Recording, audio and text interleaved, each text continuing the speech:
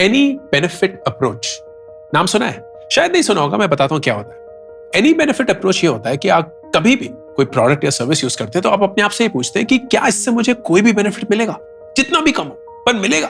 और अगर जब आप हाँ है तो आप इस छोटे से बेनिफिट के लिए बाकी हर एक डैमेज जो इस प्रोडक्ट और सर्विस से होने वाला है उसको इग्नोर करके इस प्रोडक्ट और सर्विस को यूज करते हैं। इसका सबसे बड़ा एग्जांपल है सोशल मीडिया। सोशल मीडिया के बेनिफिट्स हैं कि आप अपने दोस्तों से, अपनी फैमिली से कनेक्ट हो सकते हैं, दुनिया में क्या चल रहा है वो जान सकते हैं, थोड़ा सा एंटरटेन हो सकते हैं। लेकिन सोशल मीडिया के बहुत सारे एंड कई ज्यादा डैमेजिंग इफेक्ट्स हैं जो कि हम इग्नोर करते हैं क्योंकि हम एक एनी बेनिफिट अप्रोच से सोशल मीडिया को अप्रोच करते हैं। ये any benefit approach Cal Newport की बुक डीप वर्क में इंट्रोड्यूस करी गई थी। एंड इस वीडियो में मैं आपके साथ 5 ऐसे तरीके शेयर करूंगा जिसके थ्रू आप कोई भी काम पूरी लगन से, पूरे फोकस से, पूरे अटेंशन से कर सकते हैं। लेकिन उसके लिए ये 5 चीजें आपको अपनानी पड़ेंगी। एंड उसमें से पहला था distance yourself from social media. Social media एक ट्रैप है दोस्तों। ये रिकॉग्नाइज करना जरूरी है कि दुनिया के सबसे बेहतरीन साइंटिस्ट और इंजीनियर 2400 घंटे सिर्फ एक ही काम में लगे हुए हैं कि आपको कैसे उनकी प्रोडक्ट की लत लग जाए। चाहे वो इंस्टाग्राम हो, ट्विटर हो, लिंक्डइन हो, टिकटॉक हो, डिस्कॉर्ड हो, कुछ भी और हो, अगर आपने एक बार उनका स्क्रीन देख लिया तो बस वो चाहते हैं कि आप swipe up, swipe up, swipe up करते रहें एंड इस प्रोडक्ट को 2400 घंटे कंज्यूम करते रहे। So we don't have any hope in hell कि हम रेजिस्ट कर पाएंगे। नहीं, मुझे सिर्फ 2 मिनट देखना है, मैं 2 रील देख के आगे बढ़ जाऊंगी ना। This will hook you. So the only way to get into deep work and the first approach is distance yourself from social media. कैसे? नोटिफिकेशंस सारे ऑफ। सोशल मीडिया पे टाइम ब्लॉकर्स रखिए। हर एक ऐप जहां आप अपना वक्त बर्बाद कर देते हैं उसके ऊपर एक टाइम लिमिट डालिए। जैसे कि मैंने हर एक सोशल मीडिया ऐप पे, इसके बावजूद कि मैं एक कंटेंट क्रिएटर हूं, ये मेरी एक तरीके की जिंदगी है, I have put a 1 hour daily limit on every app. And जब भी वो 1 घंटा खत्म हो जाता है, माई एक्सेस इज रिस्ट्रिक्टेड। मैं एक पासकोड से उसको एक्सटेंड कर सकता हूं, लेकिन वो पासकोड मेरे पास नहीं है, सिर्फ मेरी वाइफ के पास है। So if I need it, जैसे इंस्टाग्राम लाइव होता है फ्राइडे को या किसी और चीज के लिए, या मेरे को एक्चुअली में 1 घंटे से ज्यादा लग गया for whatever I am doing, तो मैं उससे पासकोड एंटर करवाता हूं। I don't ask for it and that's the way I distance myself from social media. कोई भी नोटिफिकेशन नहीं, कुछ भी।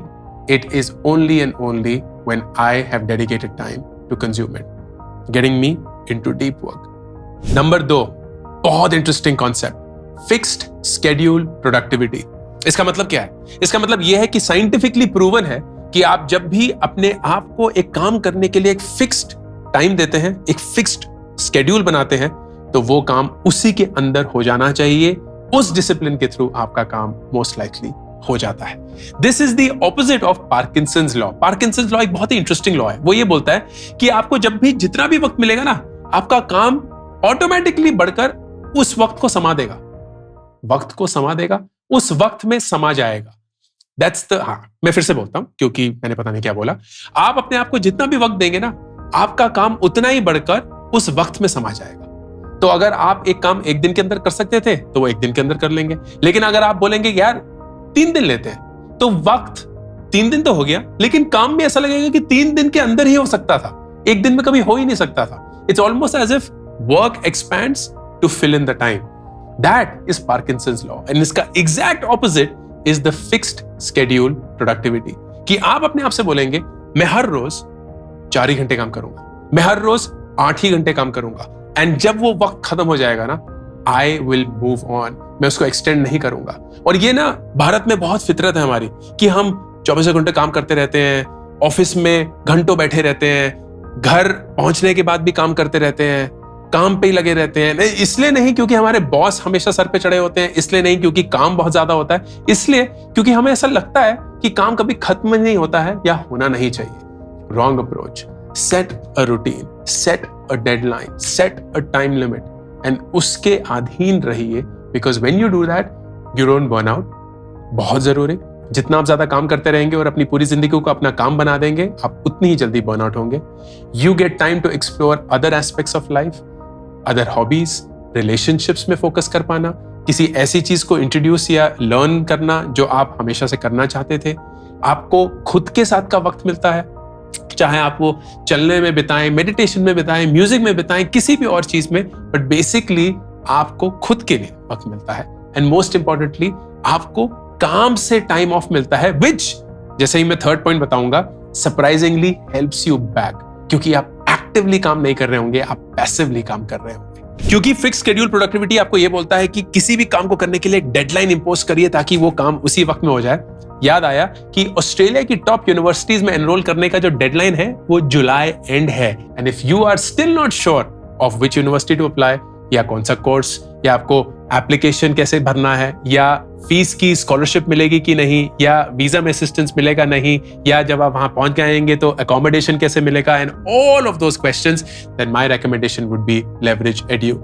इस वीडियो को लेवरेज एड्यू ने स्पॉन्सर किया है, जो कि भारत के one of the top consulting firms हैं when it comes to study abroad. बहुत सारे स्टूडेंट्स हर साल लेवरेज एड्यू के थ्रू जाते हैं, and I would love for you to consider them. मैं इस कंपनी में एक इन्वेस्टर हूं, तो काफी बायस्ड हूं, लेकिन अक्षय चतुर्वेदी जो फाउंडर है लेवरेज एड्यू के, वो आईएएस भी सही हैं, जहां से मैंने भी अपना एमबीए किया था। मैं उनको बहुत सालों से जानता हूं, and I know how much effort he and his team builds into making this work for all of the students who have benefited from the services of Leverage Edu. आप प्लीज उनको एक्सप्लोर करिएगा। Ultimately it is your choice कि आप किसको choose करें, but I really hope कि अगर आप स्टडी अब्रॉड करना चाहते हैं, which in my opinion is a great thing to do, then they might be helpful for you. Pin comment और डिस्क्रिप्शन में उनका लिंक है। जो भी आपकी जिंदगी में रोजमर्रा की चीजें हैं ना, जो आप हर रोज करते हैं रेपिटेटिवली, उस वक्त को यूज करिए सोचने के लिए। Whatever you want to think. For example, ऐसा क्यों होता है कि नहाते हुए सबसे बढ़िया ख्याल आते हैं, सबसे बढ़िया आइडियाज आते हैं, ये चीज कर सकते हैं, वो चीज कर सकते हैं? क्योंकि नहाते हुए हमारी बॉडी इतनी यूज्ड टू है कि हम नहा रहे हैं कि हम उस पर ज्यादा ध्यान नहीं दे रहे कि हम कहां साबुन लगा रहे हैं, कौन सा शैम्पू लगा रहे हैं, ये सब ऑटोमेटिक है, सेट है। So we are using that time which is a repetitive task to think about something which we usually don't get the time to think. इसीलिए मुझे बहुत बुरा लगता है, एंड खुद के लिए भी लगता है, कि एक वक्त था जब डू एपिक शिट करने जाते थे तो हम अपना फोन नहीं लेके जाते थे, क्योंकि फोन ही नहीं था या इतना हाई स्पीड इंटरनेट ही नहीं था। तो हम उस पॉइंट पे पॉट पे बैठकर सोचते थे, एंड बड़े अच्छे ख्याल आते थे, बड़े अच्छे आइडिया आते थे। दिन में क्या करना है उसकी प्लानिंग हो जाती थी, किससे क्या बोलना है वो सोच लेते थे। अब बैठने से पहले हम अपना फोन खोल लेते हैं। इनफैक्ट बहुत लोग तो फोन देखने के लिए टॉयलेट चले जाते हैं, and that has just taken away such an important part of deep work, which is principle 3 and it's proven. Repetitive task आपके दिन के, use that to think about things. चाहे वो exercising हो गया, you're going to the gym or you're walking or you're swimming, use that time to think about things. आप music भी सुन रहे हैं तो म्यूजिक सुनते सुनते आप कुछ ऐसा सोचिए जिससे आपको और क्लैरिटी मिले, जिसके बारे में आप इतनी एक्टिवली या पैसिवली सोचते नहीं है। And that brings me to the second point जो मैं डिस्कस कर रहा था, कि जब आप एक फिक्स्ड शेड्यूल प्रोडक्टिविटी रूटीन बनाते हैं ना, तो आप उस वक्त में तो एक्टिवली उस काम के बारे में सोच रहे होते हैं, लेकिन जब आप इसको कंबाइन करते हैं रेपिटेटिव टास्क्स में सोचने के लिए, एकदम ओपनली, कोई एजेंडा नहीं है, कोई गोल नहीं है, कोई मकसद नहीं है, किसी को इंप्रेस नहीं करना है, you actually start to work towards that work, task, activity, project, internship, relationship, कुछ भी which is consuming your time and your mind. So use repetitive tasks to think about things that you usually don't. Number 4, and ये सबसे बेहतरीन है, the core of deep work by Cal Newport, the book, the 4DX framework. और ये बोलता है कि आपके सारे जो प्रायोरिटीज हैं, सारा जो फोकस है, वो इन 4 डिसिप्लिन्स में ही फोकस होना चाहिए, and in this order. पहला डिसिप्लिन, और discipline number 1, the thing that is wildly important. हम हमेशा जानते हैं कि हमारे लिए सबसे ज्यादा जरूरी चीज क्या है, हम अक्सर उसको इग्नोर करते हैं। शायद वो हमारी हेल्थ हो सकती है, शायद हमारे रिलेशनशिप्स हो सकते हैं, शायद खुद के साथ का वक्त हो सकता है, शायद काम भी हो सकता है, but whatever we believe is wildly important, ये नहीं कि ठीक ही है ना, बेइंतहा जरूरी है। अगर ये मेरी जिंदगी में नहीं रहा, या इस चीज पे मैंने फोकस नहीं करी, तो शायद जिंदगी ही नहीं रहेगी। That thing is picked up first. आपका पूरा डिसिप्लिन, पूरा फोकस, पूरा अटेंशन सबसे पहले इस चीज पर जाना चाहिए। And what it does is, it brings in a certain sense of importance and prioritization. जैसे कि खुदा ना खास्ता अगर आपकी हेल्थ को कुछ हो जाता है तो हम हर चीज छोड़ के उस पर फोकस क्यों करते हैं? क्योंकि हमें पता है यार, जब तक हम चल फिर नहीं रहे होंगे, जब तक हमारा स्वास्थ्य सही नहीं होगा, तब तक हम कुछ कर ही नहीं पाएंगे। तो सबसे पहले तो वही ठीक करो ना। We don't like that feeling of being sick, being tired, being unhealthy. लेकिन हम क्यों उस वक्त की वेट करते हैं? मैंने क्यों 32 साल अपनी जिंदगी के वेट किए टू गेट हेल्दी? क्योंकि मैंने कभी भी अपनी हेल्थ को वो इंपॉर्टेंस ही नहीं दिया जो आज मुझे पता है वाइल्डली इंपॉर्टेंट है। चाहे कुछ भी हो जाए, जान है तभी जहान है, नहीं है तो कुछ भी नहीं बचा। And that is something I realized so late in my life, which I would not want all of you to. Discipline 1, focus on the things that are wildly important. फिर डिसिप्लिन नंबर 2, हर एक effort equal मात्रा में नहीं impact create करता है। And you know that for a living.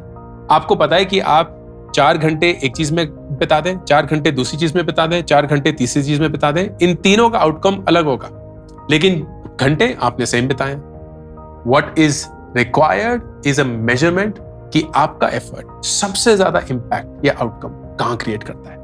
इसके लिए Pareto effect, 80-20 rule सुना होगा शायद, कि 80% of the results are produced by 20% of the action और स्टेप्स। तो आपको आइडेंटिफाई करना है कि ऐसी कौन सी चीज है जहां एफर्ट डालकर आपको मैक्सिमम इंपैक्ट, रिवॉर्ड या आउटकम मिलता है। That has to be the second discipline और focus for your deep work, जहां आपको सबसे ज्यादा इंपैक्ट मिले। फॉर एग्जाम्पल, आप जानते हैं एज अ स्टूडेंट कि ये चैप्टर्स मेरे सबसे स्ट्रांग है, इसमें मैं हमेशा अच्छे नंबर हासिल कर सकता हूं। So you will focus a lot of energy there, क्योंकि आपको पता है ये पक्का ही आएंगे, एंड अगर आ गए you will be able to secure the highest.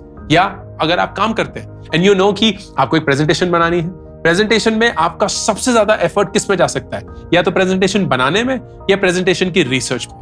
अगर आप रिसर्च पे फोकस करेंगे ना, तो बाकी की प्रेजेंटेशन तो बहुत जल्दी बन जाएगी। सो you will focus 80% of your energy on researching about the presentation, making sure जो हर एक स्लाइड का कंटेंट है ना, वो मुझे पहले से ही पता है। एक बार पता चल गया तो स्लाइड तो बन ही जाएगी, and that will be a quicker thing. लेकिन अगर वो कंटेंट ही सही नहीं होगा तो स्लाइड आप चाहे जितनी भी खूबसूरत बना ले, कोई भी आपके लिए तालियां नहीं बजाएगा, कोई भी आपको वाहवाहियां नहीं देगा। So you have to bring in that level of clarity. Discipline number 2, कि कहां आप एफर्ट डालकर सबसे बड़ा इंपैक्ट या आउटकम क्रिएट कर सकते हैं। Discipline number 3, whatever you do, you keep score. What does it mean? It means fundamental एक साइंटिफिक प्रोसेस कि किसी भी चीज को इंप्रूव करने के लिए सबसे पहले उसको मेजर करना जरूरी है। अगर आपको पता ही नहीं है कि आपका वेट कितना है, तो आप वेट को घटाएंगे कैसे ना?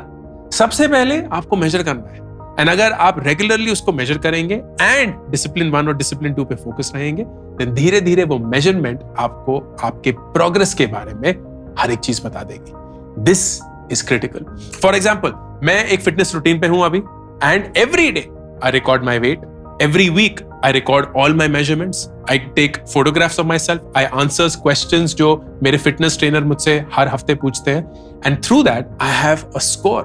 मुझे हर एक हफ्ते पिछले इतने सारे हफ्तों का पूरा हिसाब पता है। हर रोज मेरा वेट कितना था, हर हफ्ते मेरे बॉडी पार्ट्स की मेजरमेंट्स कैसी थी, मुझे कैसा महसूस हुआ था उस हफ्ते जब मैंने डाइट सही से करी थी लेकिन एक्सरसाइज नहीं, या उस हफ्ते जहां मैंने डाइट सही से नहीं करी थी लेकिन एक्सरसाइज, या उस हफ्ते जहां मैंने दोनों ही सही नहीं किए थे, या उस हफ्ते जब मैंने दोनों सही किए थे। Whatever the case may be, all of that helps you towards improvement. या हमारी सोशल मीडिया का कंटेंट स्ट्रेटजी, हर हफ्ते हम हर एक चीज हर एक प्लेटफॉर्म पे रिकॉर्ड करते हैं कि इंस्टाग्राम पे क्या परफॉर्मेंस रही, यूट्यूब पे क्या परफॉर्मेंस रही, ट्विटर पे, लिंक्डइन पे, एंड परफॉर्मेंस को भी ब्रेक डाउन करते हैं। फॉलोअर्स कितने ऐड हुए वो तो एक ही मेट्रिक है, लेकिन कितना एंगेजमेंट था, कितने लाइक्स थे, कितना सब्सक्राइब टू व्यू रेशियो था, कितना CTR था या क्लिक थ्रू रेट था, कितना एवरेज वीडियो ड्यूरेशन था, बेइंतहा data points. Why? Because when you keep score you recognise कि प्रोग्रेस कैसी हो रही है depending on the first 2 discipline. And then सबसे important discipline number 4, build accountability. Accountability का मतलब यह है कि अगर खुदा ना खास्ता पहली 3 चीजें सही नहीं हो रही तो आपकी जिंदगी में क्या होगा? क्योंकि बहुत आसान है बोलना कि चिल है ब्रो, कुछ करना ही नहीं है, मैंने पहली चीज भी नहीं करी, वाइल्डली इंपॉर्टेंट, मैंने दूसरी चीज भी नहीं करी, मतलब एफर्ट हर एक दिशा में डाल दिया, पता ही नहीं कि कहां सबसे ज्यादा आ रहा है। तीसरा, मैंने रिकॉर्ड भी नहीं किया कि मैं क्या कर रहा हूं, कोई फर्क नहीं पड़ता, ना कोई पूछने वाला है, ना कोई डांटने वाला है, ना कुछ होने वाला है। Then of course it will fail. What you have to build in for the 4DX framework is discipline number 4, accountability. ये accountability multiple रूप से आ सकती है। It could be accountability through a partner. Accountability partner एक proven technique है जहां आप एक दोस्त को, परिवार के मेंबर को या किसी और को accountable बनाएंगे to keep track on you। तो वो आपसे पूछेंगे how is it working, what is going on। For example, मेरे अभी 4 दोस्त हैं, हम वही सेम फिटनेस रूटीन पे हैं एंड हम वही सेम शीट ट्रैक करते हैं। तो at the end of the week हम एक दूसरे को फीडबैक देते हैं, ये लग रहा सही हो रहा है, ये लग रहा सही नहीं हो रहा है, ये तुम सही कर रही हो, ये तुम सही नहीं कर रही हो। And that suddenly brings in accountability, क्योंकि तुम्हें पता है कि कोई और है जो इस चीज को देख रहा है, परख रहा है and is going to comment on that as well. या आप पब्लिक बिल्डिंग करते हैं, बहुत स्टार्टअप की दुनिया में होता है जहां आप पब्लिकली जो भी बना रहे हैं as a product, as a service अपने स्टार्टअप में, वो लोगों पे अनाउंस करते रहेंगे। And what happens because of that, the public keeps you accountable. आप उनको पर्सनली जानते नहीं है, but they will keep giving you feedback कि यार ये जो आपने उस दिन बोला था ना, ये मेरे हिसाब से सही नहीं है, या ये जो आपने बोला ये बहुत अच्छा कर रहे हैं और करिए। So that suddenly keeps you accountable because you are now answerable to the entire world. या अपने गोल्स को पब्लिक कर दीजिए कि मेरा गोल है मैं यहां पहुंचूंगा इस वक्त तक, या मैं ये चीज करूंगा and I will build the habit towards that. Whatever is your definition of goal, that will bring in accountability. या finally, external pressure. External pressure का मतलब आप अपने आप को ये बोलेंगे, यार सबसे बड़ी accountability मेरे लिए ना एक तरीके का डर है, not negative डर but positive डर। मतलब मुझे पता है कि अगर मैं ये चीज नहीं करूंगा तो मेरे साथ कुछ बुरा हो सकता है। And you bring that external pressure. Could be through a boss, could be through a parent, could be through a friend, could be through a sibling, but you essentially say कि अगर ये चीज नहीं हुई, then something not so good that I don't want to happen to me might happen to me, and you have to ensure कि आपको वो डर लीड करता रहे, मोटिवेट करता रहे। Last resolve, but it does work for some people. तो ये 4DX फ्रेमवर्क, डिसिप्लिन नंबर 1, उन चीजों पे फोकस करिए सबसे पहले जो वाइल्डली इंपॉर्टेंट है। डिसिप्लिन नंबर 2, उस एफर्ट पे फोकस करिए जो आपको सबसे ज्यादा रिटर्न देता है। डिसिप्लिन नंबर 3, हर एक चीज जो आप कर रहे हैं उसका स्कोर रखिए ताकि you can measure how you are progressing. And discipline number 4, accountability maintain करिए because that ensures you are consistent with whatever you doing. ये 4DX framework, deep work by Cal Newport की बुक में, which is the 4th way to bring in deep work into your life. And number 5, this will happen through discipline number 3 of the 4DX framework. बहुत complicated तो नहीं हो गया? फिर से try करता हूं। 4DX framework का तीसरा डिसिप्लिन जो है, मैंने सिर्फ हिंदी में सेम चीज बोली जो मैंने इंग्लिश में बोलने की कोशिश करी, जहां आप स्कोर रिकॉर्ड कर रहे हैं, उस स्कोर के चलते आप ये भी रिकॉर्ड करेंगे कि आपका शैलो वर्क क्या है। What is shallow work? Shallow work is work that doesn't lead to any meaningful outcome but consumes time. इसको हम बिजीनेस भी बोलते हैं। बिजीनेस ना दुनिया में फैला हुआ है, सबसे बड़ा वायरस है। For example, and I'd say this with the highest level of respect, but you may get the example that I'm using. हमारे डेफिनेशन में एक सरकारी ऑफिस की इंप्रेशन क्या है? एंड इफ आई से एक सरकारी office, may be the first impression you will have is बहुत सारी ब्यूरोक्रेसी, लोग काम तो कुछ कर रहे हैं लेकिन कुछ काम हो नहीं रहा है, बोले जा रहे हैं आपको आप वहां चले जाइए, वहां चले जाइए, वहां चले जाइए। बहुत साल तक हमारे देश की यही स्थिति थी, अब काफी इंप्रूव हो चुकी है एंड होपफुली आगे भी होती रहेगी। But what does this represent? इस इंप्रेशन का मतलब is the best definition of shallow work, कि लोग भर के काम कर रहे हैं एंड लोग भी भरे हुए, ऐसा नहीं है कि बहुत काम, लेकिन तब भी काम नहीं हो रहा है। तो ऐसा क्या काम कर रहे हैं वो? That's the same thing you have to ask yourself कि यार मैं इतना बिजी कैसे हूं, क्योंकि काम तो तब भी नहीं हो रहा है, अचीव तो तब भी नहीं कर पा रहा हूं, आउटकम तो तब भी नहीं आ रहा है। So when you keep score, you actually realized how much of shallow work do you do on a daily basis. ऐसी कौन कौन सी चीजों पे आप अपना वक्त बिताते हैं जिसकी वजह से आप बिजी तो दिखते हैं लेकिन आगे नहीं बढ़ते। And you have to cut down on those. वो हर एक चीज जो आपका वक्त आपसे खींच लेती है लेकिन आपको आगे नहीं बढ़ाती is shallow work and has to be eliminated from your life. And जब तक आप ये नहीं करेंगे तब तक आप deep work के अंदर नहीं घुस पाएंगे। तो ये 5 चीजें विच विल इंश्योर कि आप किसी भी काम को जब भी उठाएं उसको सबसे बेहतरीन तरीके से करें, एंड मोस्ट इंपॉर्टेंटली आप अपनी जिंदगी में एक ऐसा अप्रोच बनाएं जहां आप डीप वर्क को एक हैबिट, एक आदत बना दें, जहां हर एक चीज आपके लिए फोकस की हो, इंटेंसिटी की हो, इंटेंशन की हो, और वो हर एक चीज जो आपको उससे बाहर खींचने की कोशिश करे या डिस्ट्रैक्ट या डिमोटिवेट करने की कोशिश करे, उसके आप बिल्कुल भी गुलाम नहीं बनेंगे। आज क्या वर्ड था, गुलाम नहीं बनेंगे। I hope this was helpful. आप deep work by Cal Newport की बुक नीचे जो पिन कमेंट और डिस्क्रिप्शन है उससे उठा सकते हैं, and I hope this video help. Ankur Warikoo, signing off. मेरी नई किताब गेट एपिक शिट डन अब मार्केट में अवेलेबल है। इस किताब में मैं 36 ऐसे सवालों के जवाब देता हूं जो आप अपनी जिंदगी से शायद हर रोज पूछते हैं। बहुत सिंपल किताब है, एक स्टूडेंट और एक टीचर के बीच में एक कॉन्वर्सेशन में ये किताब लिखी गई है। इस बुक को खरीदने के लिए लिंक Amazon का पिन कमेंट और डिस्क्रिप्शन में है।